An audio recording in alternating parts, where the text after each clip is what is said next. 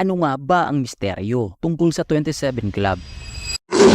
Ang mga taong ito ay lahat ay napakatalentadong musikero at sila ay bahagi ng kilala ngunit nakakatakot na 27 Club. Ang ipapakita ko sa iyo ay marahil ang pinakakatakutang bagay tungkol sa kasaysayan ng musika. Ang mga taong ito ay labis na talentado, ngunit meron silang nakakabahalang bagay na magkapareho sa edad na 27. Silang lahat ay namatay sa eksaktong parehong edad. Ngunit ano nga ba ang tungkol sa karaniwang edad na ito na nagiging sanhi ng kanilang kamatayan? Hindi ba dapat ay masaya ang buhay na may tagumpay at kasikatan? Sinuri ng mga sayantipiko ang haba ng buhay ng bawat musikero na may number 1 hit sa UK album charts mula 1956 hanggang 2007.